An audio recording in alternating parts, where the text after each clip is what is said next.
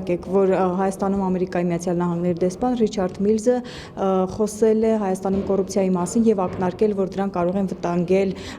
Հայաստան-ԱՄՆ հարաբերությունները, ինչպես նաեւ ներդրումների համար խոչընդոտներ ստեղծել։ Սրանից ինչ հետևություն պետք է անի կառավարությունը։ Պարզապես իմ ցանկությունն նա կլինի, որ դիվանագիտական կորպուսի աշխատողները առավել եւս նման տիրությունների դեսպանները զբաղվեն քաղաքական եւ դիվանագիտական գործունեությամբ եւ գնահատականներ չտան։ Բայց դիվանագետները նաեւ զբաղվում են երկու երկրների հարաբերությամբ հենց տնտեսական հարթությունում, ներդրումներ բերել, բնականաբար չկա նմանատիպ երևույթ, եթե ինձ ոչ չի ստացվում կամ ինչ-որ ձևով ստացվում է այդ ներդրումների ցանկը լրացնելը, բայց դա չի նշանակում, որ կան խանգարող հանգամանքներ, ես դա մասնավոր կարծիք եմ ընդունում, իսկ ամերիկյան մյուս կազմակերպությունները ընդհակառակը լրիվ այլ ձևով են մեկնաբանում, ոչ թե իր ասած, այլ ընդհանրապես ներդրումների հետ կապված, որ Հայաստանը դա մեզ համար կարևորագույն երկրներից մեկն է հանդիսանում տարածաշրջանը եւ իրենք պետք է աշխատեն իրենց գործընկերությունը եւ ներդրումային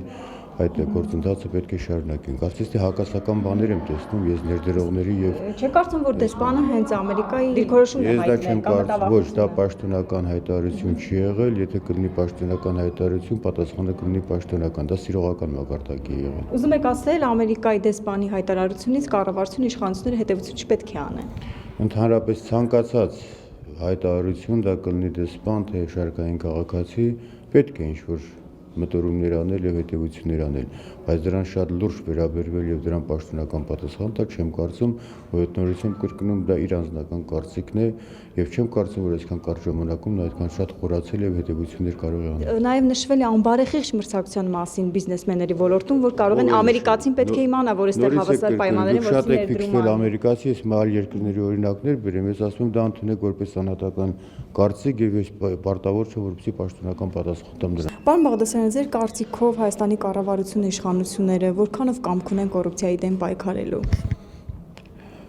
Այդ գործընթացը եղել է բոլոր կառավարությունների ժամանակ, բնականաբար կոռուպցիան ամբողջ աշխարհով մեկ դա տարածված երևույթ է եւ չեմ կարծում լինի մի կառավարություն,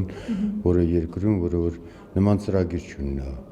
իր առաջ դրված, իսկ ինձ թվում է, որ այս կառավարությունը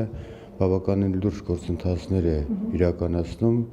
եւ չեմ կարծում, որ հաջողություններ չի գրանցվի։ Դուք նկատի ունեք կոռուպցիայի խորհուրդը, որը ձևավորվել է ու այդ պայքարում հաջողություններ կգրանցի, թե ուղղակի պաշտոնյաներ իրենց վերաբերմունքը փոխել են կոռուպցիայի նկատմամբ։ Խորհուրդը կարծես թե պարտադիր հանգամանք է, որը բոլոր երկրներում դա կազմակերպվում է,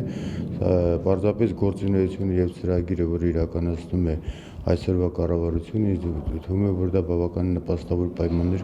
կստեղծի կոռուպցիայի կրճատմանը։ Իսկ ձեր կարծիքով կոռուպցիայի դեմ կարող են պայքարել կոռումպացված պաշտոնյաները, որոնք դեռ հիմք են դրա դրել, շարունակում են ղեկավարել, պետք է պայքարեն։ Է այդ հարցը նման գնահատականներ տա կամ նման սահմանումներ, ով է կոռումպացված եւ ով չի կոռումպացված, եւ ընդհանուր առմամբ կոռուպցիայի սահմանում, որը մեկը դեռ լայն արձակ չի տվել, եթե դրանք տարբեր են, պաշտոնական դիրքի չարաշահումից, զանգերից մինչև կաշառակերությունը, դրանք բոլորը կոռուպցիաներ են։ Եվ ինձ թվում է, որ դրանք արմատախիլ արել հիմնովին որևէ երկրում չի հաջողվել։ Դա եղել է մարդկության հետ եւ մարդկության հետ է պետք է վերանա։ Այլ խնդիր է, թե ինչ չափերի են դա հասնում։ Թվում է, որ մեր մոտ առաջընթացը գրանցվում է դրանց կրճատման հետ կապված։ Պայքարում է առաջընթաց գրանցվում, թե կոռուպցիայի հարցում։ Եվ պայքարում եւ կոռուպցիայի կրճատման հարցում։